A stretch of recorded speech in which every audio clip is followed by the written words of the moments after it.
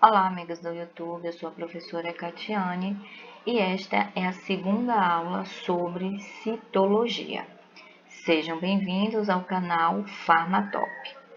Bem, nesta segunda aula eu vou falar sobre o citoplasma e suas organelas. O citoplasma, ele circunda o núcleo da célula. Então, é toda esta parte aqui que está em volta do núcleo celular. É no citoplasma que ocorrem os trabalhos da célula. Ele é essencialmente uma solução coloidal que contém água, eletrólitos, proteínas suspensas, gorduras neutras e moléculas de glicogênio. Embora não contribuam para as funções celulares, os pigmentos eles podem também se acumular. Alguns pigmentos, como a melanina, que dá cor à pele, são constituintes normais da célula. A bilirrubina é um importante pigmento normal da bile, porém, o acúmulo excessivo desta bilirrubina dentro das células é anormal, o que é evidenciado clinicamente pela coloração amarelada da pele e esclerótica, condição chamada icterícia.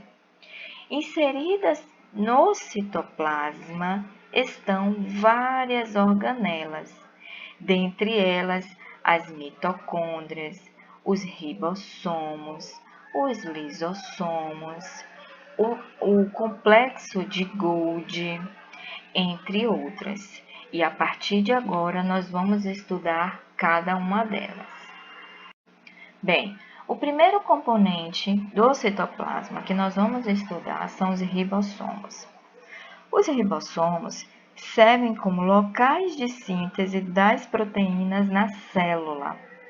Eles são pequenas partículas de nucleoproteínas, que é rRNA e proteínas, e que são unidos por filamentos de mRNA para formar unidades funcionais chamadas poliribossomos.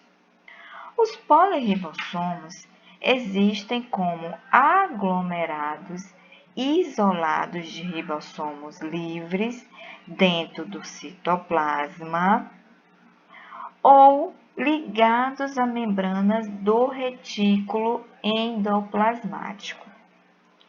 Enquanto estes ribossomos livres estão envolvidos na síntese de proteínas, principalmente enzimas intracelulares que auxiliam no controle da função celular, estes aqui, que estão ligados ao retículo endoplasmático, traduzem o mRNA, que codifica para proteínas secretadas pela célula ou estocadas nas células, como, por exemplo, grânulos nos leucócitos.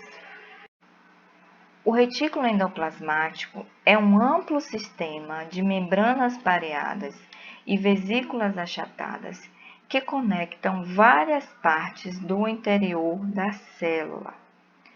O espaço cheio de líquido entre as camadas de membrana pareada do retículo endoplasmático é chamado de matriz. Este retículo endoplasmático, ele é conectado com o espaço entre as duas membranas do envoltório nuclear e a membrana celular, e também a várias organelas citoplasmáticas. Ele funciona como um sistema de comunicação tubular, pelo qual podem ser transportadas substâncias de uma parte para outra da célula. Existem duas formas de retículo endoplasmáticos nas células, que é o retículo endoplasmático granular e o retículo endoplasmático agranular. O retículo endoplasmático granular é associado aos ribossomos em pontos da membrana específicos para ligação. As proteínas produzidas por ele são geralmente destinadas à incorporação nas membranas celulares e enzimas lisossômicas ou outras organelas, ou ainda para exportação pela célula. O retículo granular segrega essas proteínas de outros componentes do citoplasma e modifica sua estrutura para uma função específica, por exemplo, a síntese das enzimas digestivas pelas células acinares pancreáticas e a produção de proteínas do plasma pelos hepatócitos ocorrem no retículo endoplasmático granular. Todas as células precisam do retículo endoplasmático granular para a síntese das enzimas lisossômicas. Já o retículo endoplasmático agranular é livre de ribossomos e contínuo com o retículo endoplasmático granular.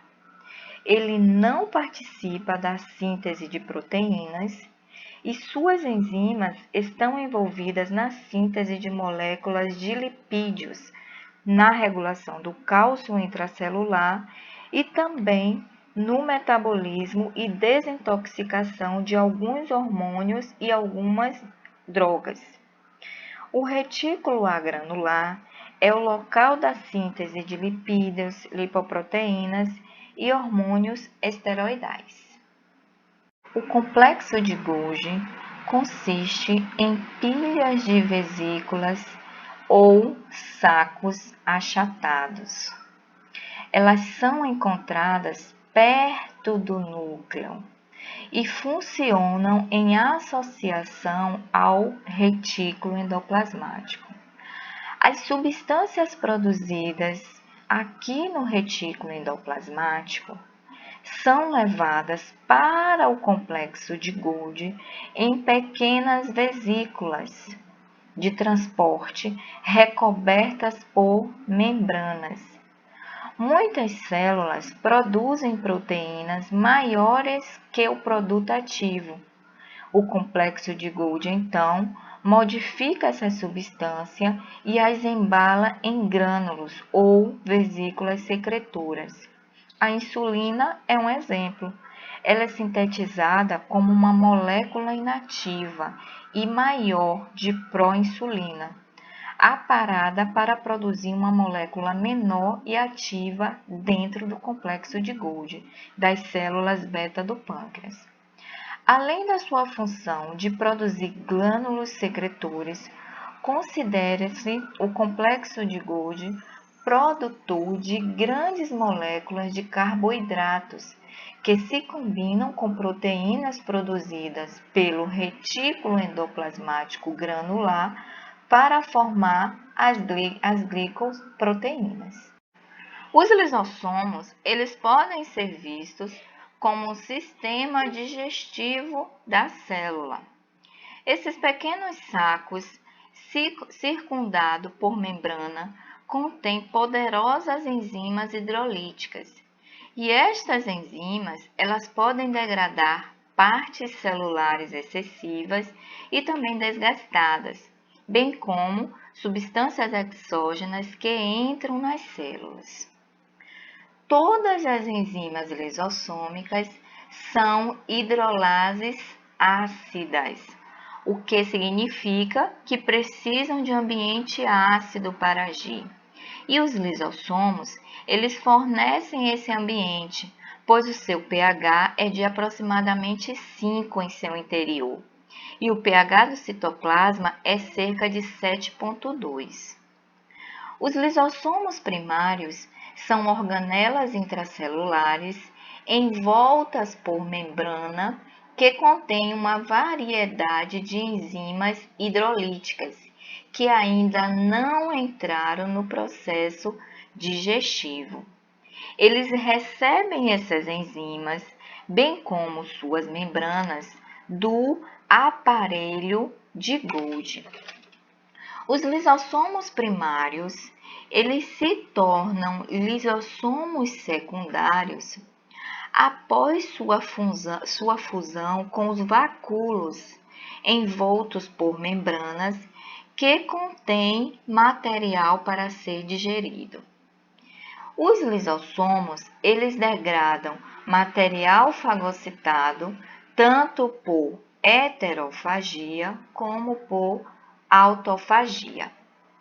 A heterofagia se refere à digestão de substância exógena e ela é fagocitada do ambiente celular externo. Uma invaginação da membrana celular capta materiais externos para formar uma vesícula fagocítica ou o fagossomo. Os lisossomos primários fundem-se em seguida com esses fagossomos para formar então os lisossomos secundários. A heterofagocitose é mais comum nos leucócitos fagocíticos, tais como neutrófilos e macrófagos. Já a autofagia envolve a remoção das organelas celulares danificadas, como mitocôndrias ou retículo endoplasmático, que devem ser removidas para que o funcionamento normal da célula continue.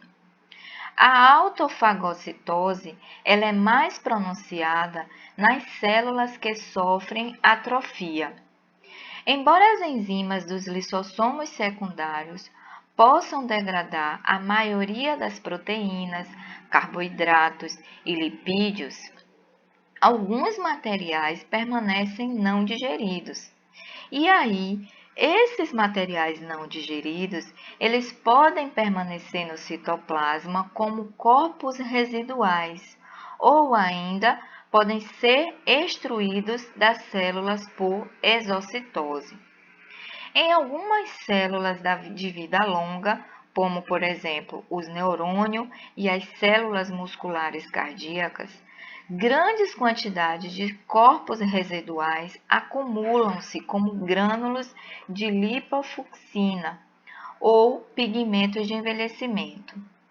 Outros pigmentos não digeríveis, tais como as partículas inaladas de carbono e pigmentos de tatuagens, também se acumulam e podem persistir nos corpos residuais por décadas. Bom, pessoal, chegamos ao final desta segunda aula. Na próxima aula, eu estarei dando continuidade a este assunto.